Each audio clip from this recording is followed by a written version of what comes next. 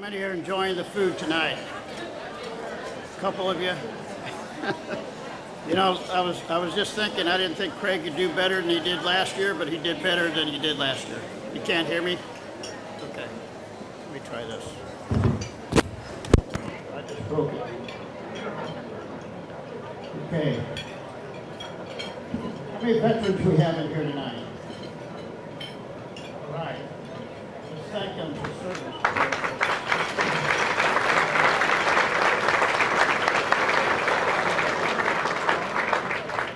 You know, I was in Vietnam, and I can remember every once in a while there would be a time or two that you kind of forget that you were in a war zone. You know, the sun would be shining, it would be a beautiful day there, and, you know, the country was beautiful.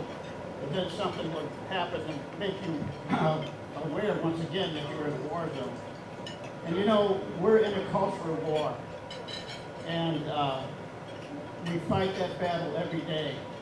And there's a lot of people out there that want to take the things that we always knew to be right and make them wrong. And take all the things that we used to believe that were wrong and make them right. And then when something big happens, like in New York, where they put a law in effect to have abortion up to 9 months, you know, that wakes you up and really makes you realize where our country's headed. So I'm going to read the mission statement for the Center for Life, and I'm just thankful for everyone in here tonight that is supporting and standing for life. And I'm so thankful that we have a center now in Perryville and our St. Genevieve Center, that we could stand for life and we could save the lives of the unborn and also help families to grow and to function in a normal way of life. So the Center for Life is a Christian ministry committed to the care of individuals and their families by providing consultation, parenting classes, and support to pregnant women in their crisis, promoting spiritual growth, affirming the sanctity of life, and bringing peace in a time of crisis. That's the mission statement for the Center.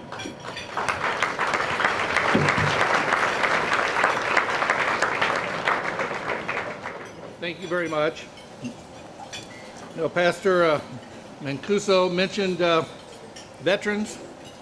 Today we had the privilege in the Capitol of having over 1,000 Vietnam veterans and their families, where the governor spoke, and we had the opportunity as legislators to pin the veterans up there, and that was quite an honor to be able to meet them and to talk to them and to honor them. So appreciate that reference today.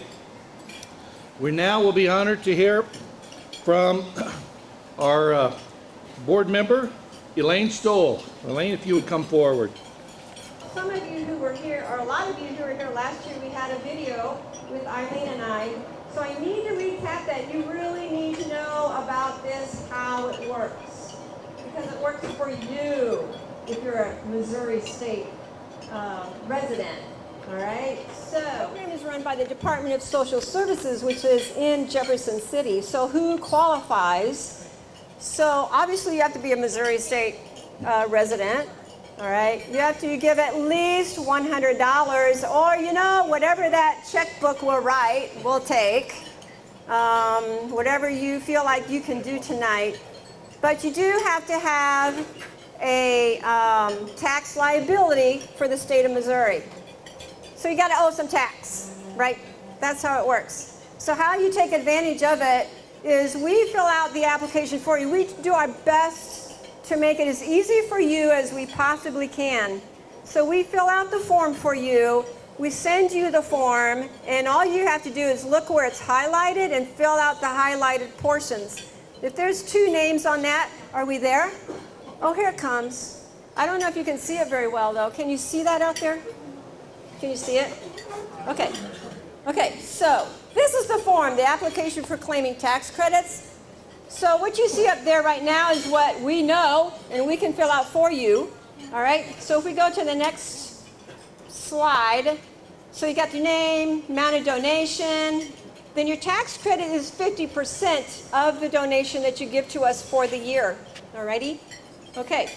So then we put your name there, the type of donation. If there's 2 names on that, we need 2 signatures. There are times where we get these applications and we might have only 1. So we can't send it. We have to call you and tell you to come sign it and all that good stuff, okay? So once we get this form, we mail this form to you. Let's keep going. Go ahead. Do another one. Another click. All right, we mail the form to you. Then you fill out the blank section, so they'll be highlighted just like this. Go ahead. All right, that's the information that we need from you. Go ahead to the next one. Both of your signatures are going to be on there. You date it. And then you send it back to us again. This little form gets mailed in all kinds of places. If you are an LLC, partnership, or S corporation, we also need to know who the owners are, their social security numbers, and the percent of ownership. We have to have this, all right, because we've got to send it to DSS. This is what they require, and it doesn't have to be anything fancy. Just type it on a piece of paper and send it with your application. That's all you need to do. You're going to mail it back to us, and then Shirley's going to sign it. We attach the required documentation, all right, and then we end up sending it to DSS. Lots of mailing for this thing. They have 45 days. Is that my next slide? There's the mail again. Lots of mailing. So they have 45 days to process your application. So, you have to think about the time that you get it, you send to us, we get our stuff done, we take it to them. So it might be a couple of months before you see your certificate to come to you. So you gotta be patient. This is one of those things you have to be patient with. All right, keep going. The mailman, he's going to bring you a certificate of tax credit. This shows the Missouri Department of Revenue that you are authorized to have this tax credit. It shows, okay, and then that's fine. And then only you receive the tax credit. We don't see it. We don't know you get it. Only you're going to get that credit. Okay? So here's a couple quick examples, just to give you an example of what this tax credit does for you. It is like awesome. I do not know of any other state that does this. Missouri is really incredible to give this to you. It's like getting money back in your own pocket for donating. So here's a quick example. Go ahead and click through. So they gave, whoever this is, gave a $600 donation, so you have a $300 tax credit. Keep going. Keep going. So the one on the left is without the tax credit. You'll see that they had they owed $1,772, all right? Oh, wait, go back. Okay, right there. So without the tax credit, they owed another $272 because they didn't pay enough. But with the tax credit, if you look on the right-hand side, here they're getting money back instead of paying. Literally, this is like incredible. It's $1 for $1 tax credit off your taxes, all right? Go to the next one. This is a little bit more substantial. They gave $3,000 donation.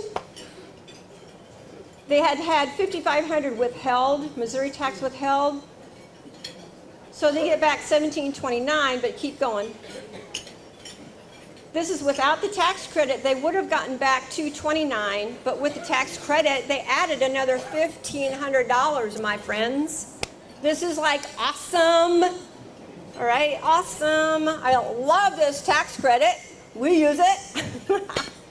I know there's several of you out there who probably could use this, and you're not using it yet, so think about that. So a couple legislative updates. As of August 28, 2018, you're allowed to carry over any unused portion of your tax credit the next year. You're only allowed to do that for 1 year now. It used to be like 5. I think they probably figured out it's just too hard to keep track of. So now they're only giving you 1 year past what you would have. Now this is exciting, all right? This is exciting, all right? As of July 1, 2019, which is this year, the credit increases $1 million from 2.5 to 3.5 million dollars for the state of Missouri. This is like really awesome. So not only that, but a credit that isn't, if we have any credit not used for the whole state, we're going to carry that over to the next fiscal year. This is like phenomenal. It's absolutely phenomenal. So Kevin Engler did a good job just before he got out of here, because this is all under his watch. So this is really cool. Okay, keep going. So the current fiscal year, which is what we are in right now, July 1 to June 30, there is still the $2.5 million. You can see where our allocation was $35,722. We used $36,248. So they actually gave us a little bit more than what our allocation was, but we've used it up. So this fiscal year, we are done. But July 1 is when we'll start sending in more applications to get approved. And we'll have that $3.5 million. So what I'm figuring, when I did a little bit of math, seems like there's about 72 PRCs who take advantage of this. Is that like awesome? To have 72 PRCs in the state of Missouri. It's really cool. So I'm figuring we're going to have about $48,000 this next year to use, which is really phenomenal. So there's your application for your tax. Remember, this is the application. This is not what you take to your tax accountant or whoever does your taxes. Can you go back to slide 17? Go back to slide 17. Go way back. Whoop, one forward, come forward. That one. This is what you need for your tax man or woman, whoever that should be. Okay, because that has your tax credit number on it. You have to have that number. Most software also do not allow you to e-file. You'll have to paper file your Missouri return. Here's another thing where you have to be really patient, is generally you get that in there and it takes them 2 or 3 months because they're like looking, what is this tax credit thing they're trying to take advantage of? So it takes a little bit longer to process it, but it's well worth it. All right, so awesome. So actually, that's about all I have, and I know Shirley's coming up, so I'm going to leave you with this. So there are some elderly couples that love to get together to talk about life, and they have a good time. And one day, Harry started talking about this awesome restaurant that he went to the other night with his wife. And Joe goes, really? What was it called? So after thinking for a few seconds, Harry asked, what are those good-smelling flowers called again? And Joe says, do you mean a rose? And he goes, that's it. So he looks over to his wife and he says, Rose, what's that restaurant we went to the other night? Thank you, Elaine. Good evening, everyone. My name is Shirley Moore, and I am the director of the Center for Life and our 2 pregnancy centers, Options for Women. You know, what we like to do every year is choose a, oh, well, thank you, is choose a tagline that kind of guides us through the year. Who knows what our tagline is for this year? Take action. Take action. Absolutely. And so we're going to talk about tonight ways that you all are taking action through your gifts and your prayers and your volunteering for the Center for Life. One of the things that we are doing this year is putting down roots in Perryville. Many of you know we've had a rental location there for a couple years, and right now we are remodeling a house in Perryville that's going to be a beautiful new pregnancy resource center. And I'm going to ask Mark Renaud, our board member, to come up and share some information about that. Mark, come on up. There you come.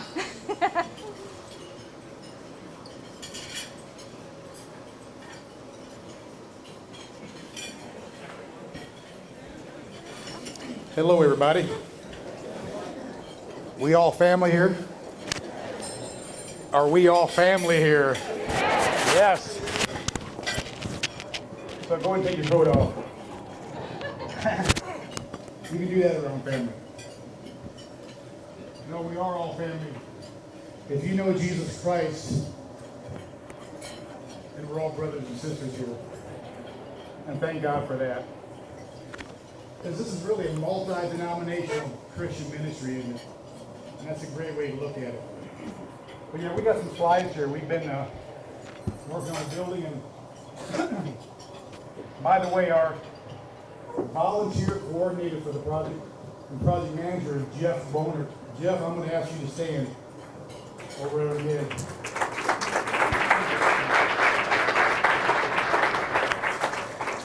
And I'm his assistant.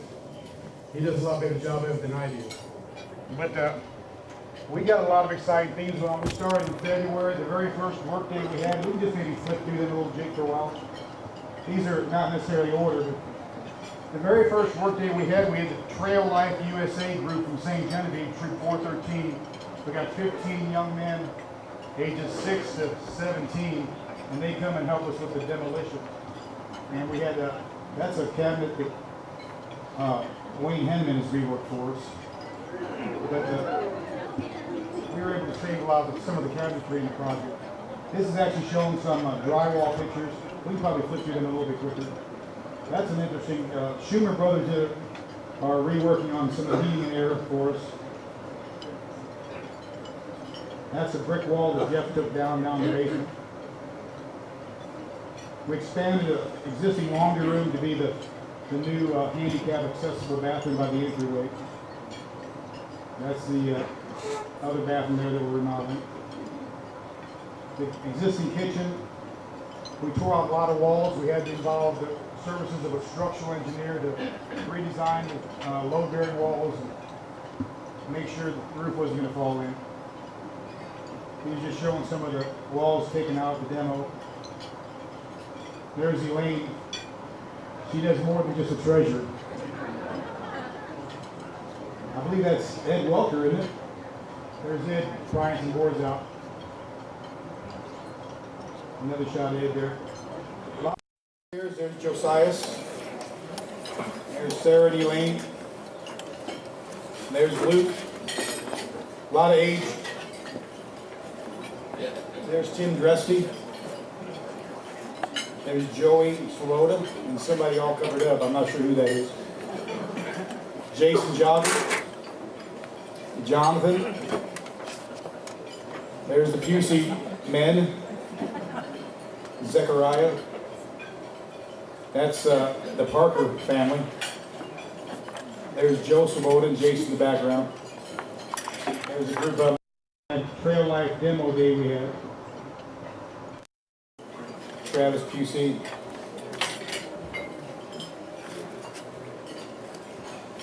And Jonas Graham. I believe that's Bill, isn't it?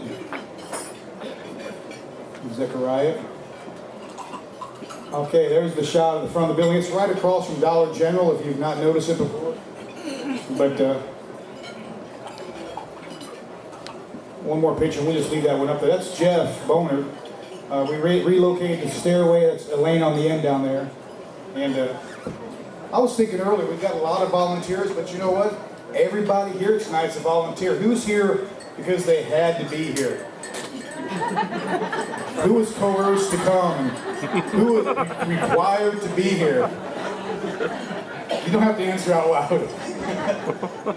But we got a room here tonight of probably nearly 400 volunteers. And that's what makes this ministry. People just want to have a heart to help the pro-life movement, to help what they can locally, and to save the lives of babies. Hey, it's good to write your lawmakers and encourage them to make right laws, but it's probably even better to be boots on the ground and do something to help save babies' lives. And that's what this is all about. Volunteers like you doing that. So I want to give just express appreciation for every one of the volunteers, and just can we just give an applause for what God's done by raising up this army here.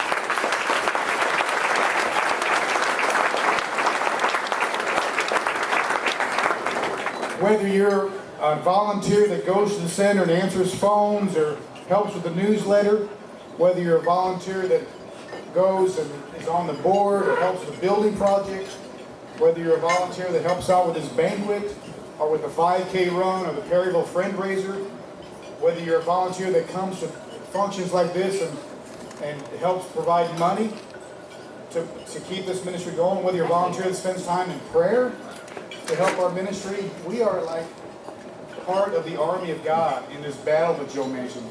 And it's great. The body of Christ is just like a family. It's also just like a body with different body parts doing what they're made and designed to do. But it is like an army, isn't it? And each of us in this local platoon of options for women has a very important part, and I appreciate it. I do want to call out one volunteer tonight, because I've had the privilege of witnessing Jeff Bonert really laying his life down. Jeff's a busy man. And Jeff, I'm going to embarrass you and ask you to come up here, please. Let's give Jeff a applause.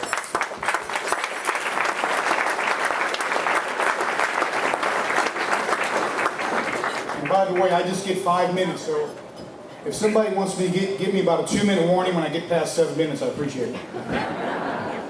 Anyway, Jeff is actually a full-time fireman at Webster Grove, is up near St. Louis. He's actually a volunteer fireman in Perry County. He actually serves in numerous capacities in Perry County. He's lays his life down for his family. He's an avid hunter. He chases deer and wild turkey. If you ever listen to his voice message. But he's given a lot of time and a lot of heart and a lot of energy to our local ministry here. And I just want to recognize him individually for his leadership. So he gets the coveted Golden Hammer Award this year.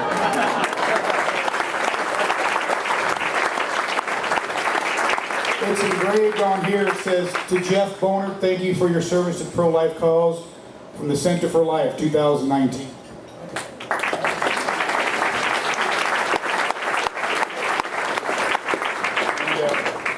Anyway, that's actually made out of one of the floor joists you cut out. So yeah, you might have got a splinter on that. But I was going to ask you, we just pray together for God to provide what we need to finish that Perryville Center. Let's just bow in prayer and just ask God to do that for us. Father, thank you so much for this opportunity for each one here, Lord, to volunteer in the way that you allow us to. Whatever capacity that is, whatever you called us to, Lord, to fulfill our part in the body of Christ, to fulfill our part in this family of God, and to fulfill our part in this platoon that you've raised up called Options for Women to reach the families in crisis, Lord. Thank you. We just trust you that you will continue this provision. We just pray that we would just see your hand upon it and provide what we need. And yes, Lord, we will bless you and thank you. We love you, and we look forward to seeing you continually help us on this project and just see what you'll do through your people. In Jesus' name, amen.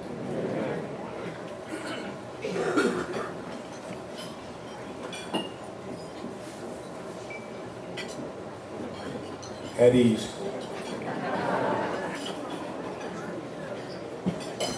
Thank you, Mark, and we are very appreciative of all the volunteers who come and helped on that Perryville remodel, led by Jeff and Mark, and we've had a lot of other folks there helping. We actually have a work day this Saturday, so if anybody's free this Saturday and wants to come over and help, I think we're doing sheetrock this Saturday, feel free to join us. But of course, the heart of what we do is being there for that young woman who has an unplanned pregnancy.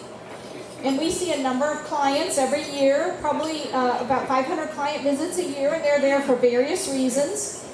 But I'm going to ask Sarah Ron, our Client Services Director, to come up and share a story about just one of those young women who came to see us, to give you an idea of the kind of work and the kind of changes that can happen at our Pregnancy Resource Center.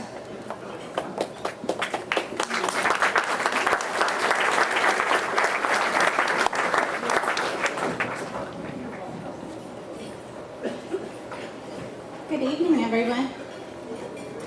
Again, I am Sarah Steiger-Ron, and I am the Client Services Director at both St. Genevieve and Perryville.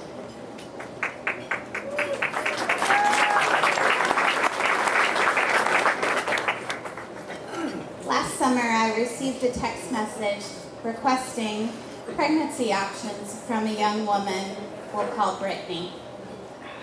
After many attempts to schedule this young woman, we were finally able to meet. Our usual protocol is to perform a pregnancy test during our intake session. We learned that Brittany was 17 weeks along. She stated adamantly that she could not keep this baby. I asked Brittany why she wanted an abortion so badly. Brittany stated that it was her only option, mostly for financial reasons. She had other children. I asked her if I were able to take away all the financial hardship and if she could receive nothing but love and support, would she consider adoption? She reflected for a while and then said, yes.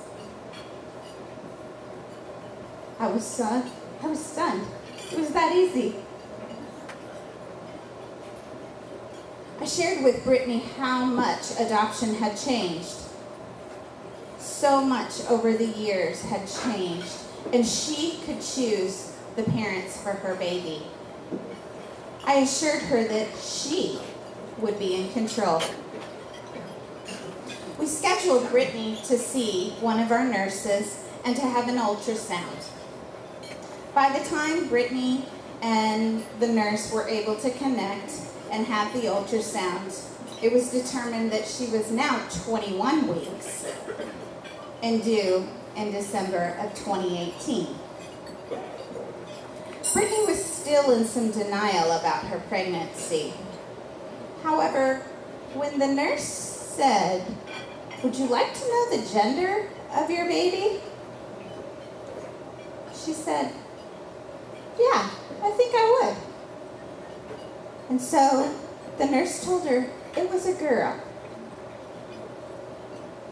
Something magical had just taken place. She was forever changed. She was claiming that baby as her own. A couple weeks later, Brittany and I met with the caseworker from Lutheran Family and Children's Services, the agency that Brittany had selected. By the way, we used many, but this was the one that she chose.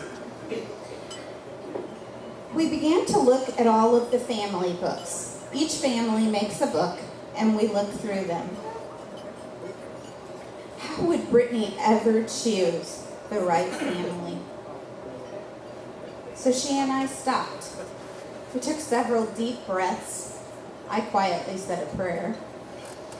And we began to make a list of all the qualities that she wanted in a family for her daughter.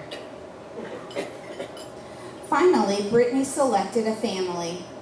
And when we were notified by Lutheran Family Services that the family had been notified and agreed to meet with Brittany, they were over the moon that they had been chosen.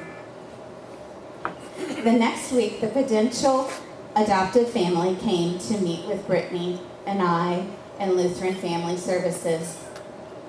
There was so much emotion in that room. It was electric. It was like being shocked when the clothes came out of the dryer. So both sides were asking questions back and forth, back and forth. Even her kids. I didn't tell you that, but her kids came to the meeting. It was kind of special. She had explained to her children that these were the special people that were going to get the baby that was growing in her tummy. The big day finally arrived. Brittany was scheduled for her C-section. The adoptive parents were present at the hospital. The time had come, and into the OR she was about to go. There was only one problem. She and her boyfriend had been arguing, and he had refused to go into the OR. I looked at Brittany and I told her, "You do not have to go in there by yourself. I said, do you want me to go in there with you? She said, please, I don't want to do this alone. I said, there's no other place I would rather be. She didn't know my knees were shaking so hard you could hear them. But I wasn't about to let this young girl do this alone. If she could do this, I could do my part. After she delivered that most beautiful baby girl, I had the privilege and honor of delivering that sweet baby girl to her new parents. When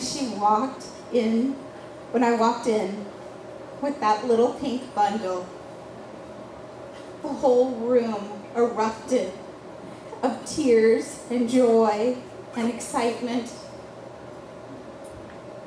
I placed the small bundle into her new mother's arms and said, congratulations, Mom and Dad. Do you have a name picked out for her? You see, Brittany had decided that the adoptive parents should be the ones to name her. Her new mom said tearfully, I would like you to meet Charlotte. It has been several months since the birth, and all of the ink is dry on the final adoption papers. Brittany receives letters and updates and photos. And Charlotte, she's amazing.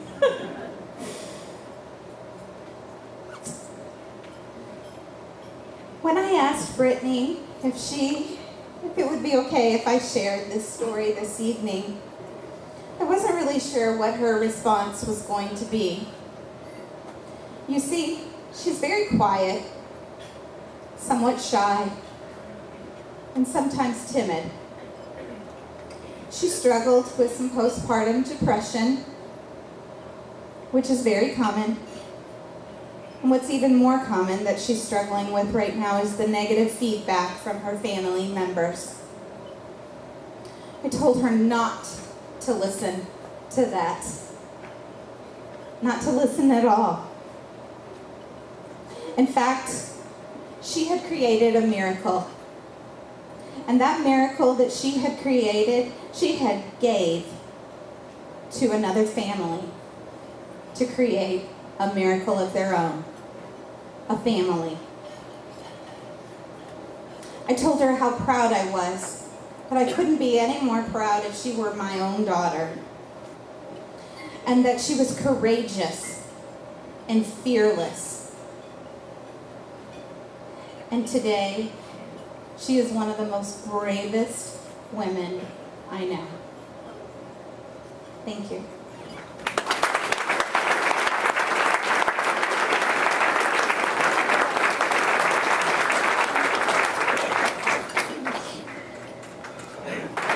Wow, wasn't that fantastic? Yeah. I have a story to share that Mark doesn't know. Probably about 6 years ago, when this center was very new, we had our very first young woman come in who was abortion-minded. And the center was new, and our director at the time, Lauren Moore, was new. She didn't really know how to talk to this girl, but she wanted to present to her about adoption. And so what she did is she pulled out that video by Mark Schultz, Everything to Me, and showed that young lady that video. And that young woman chose life for her baby and placed him for adoption. So that video has borne a lot of fruit, Mark. Thank you.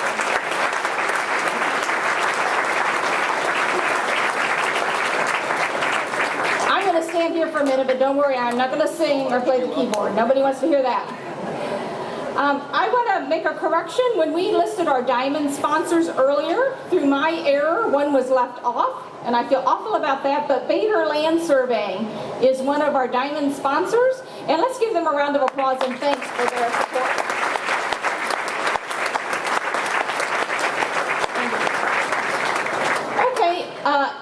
now the folks from our registration table are going to start handing out table host packets to each table. So if you're a table host, when it comes to you, please pass it around to everyone at your table. And I ask each of you to pull out an envelope and an ink pen. And this is your turn to take action. This is your opportunity to invest in life in our community. So pray carefully what you think God would have you to do. Maybe this is your first time ever giving to the Center for Life. Maybe God is calling you to up what you gave last year. Maybe He's calling you to become a monthly sponsor. You know, many people find that being a monthly sponsor, they can give more than if they just do a one-time check. So I ask you to prayerfully consider what God would have you to do to support life in our community. Thank you.